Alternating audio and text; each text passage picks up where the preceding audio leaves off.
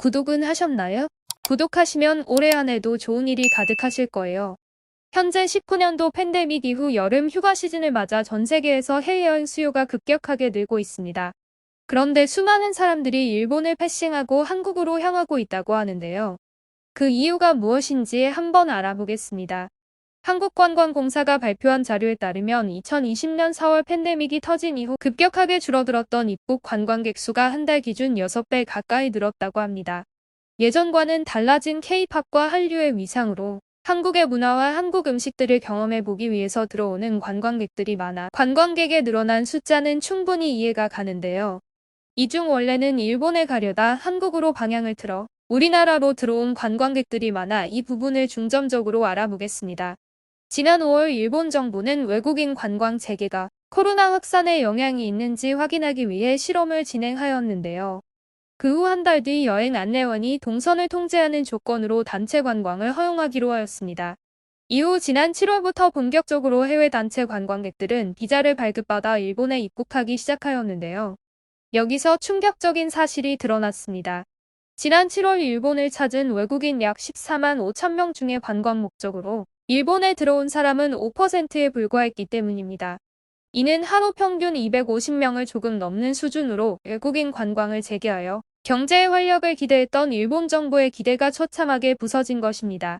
반면 한국은 관광 지식 정보 시스템에 따르면 지난 6월 한 달간 23만 명이 들어올 정도로 엄청나게 많은 수의 사람이 한국을 방문하고 있어 일본 정부에 굉장한 부러움을 사고 있습니다.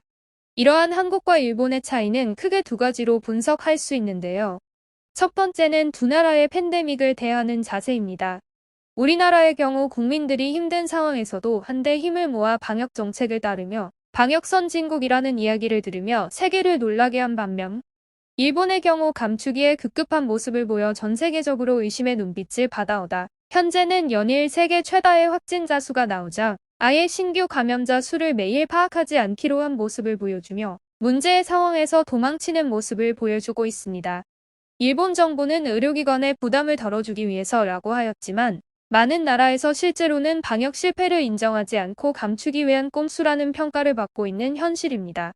또한 일본 정부는 긴급하게 필요한 것이 아니라면 무료로 지급하던 백신 자체를 없애고 백신을 유료화할 수 있다는 이야기를 하여 일본 국민은 물론 일본에 거주하고 있는 외국인 및 외국 방문객들을 모두 불안에 떨게 하고 있습니다. 두 번째는 이런 팬데믹에서 해결이 아닌 도망치려는 자세를 취하는 일본이 외국인들에게는 과도하게 불편한 입국 시스템을 유지하고 있기 때문입니다. 미국 등 주요 7개국뿐 아니라 태국, 베트남도 해외 관광객에게 음성증명서 제출 의무를 없앴습니다. 하지만 일본은 지금도 입국 72시간 전 음성증명서와 앱 등록 등을 요구하고 있습니다. 이런 절차들은 일본 신문인 아사히 신문에서도 까다로운 절차가 문제라고 이야기할 정도인데요. 익숙하지 않은 언어로 요구사항을 따라하는 외국인 관광객들에게는 더욱 힘든 절차라는 것을 아직 일본 정부는 깨닫지 못하고 있는 것 같습니다.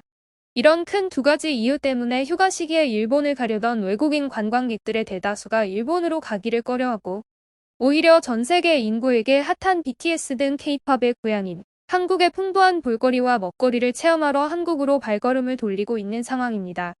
발걸음을 돌리고 실제 한국에 와서 많은 관광객들이 다시 한번 일본과는 다른 한국의 유연한 대처와 한국의 문화에 놀라고 한국에 대한 이미지를 좋게 생각한다고 하니 우리나라에 대한 자랑스러운 마음을 다시 한번 가져봅니다.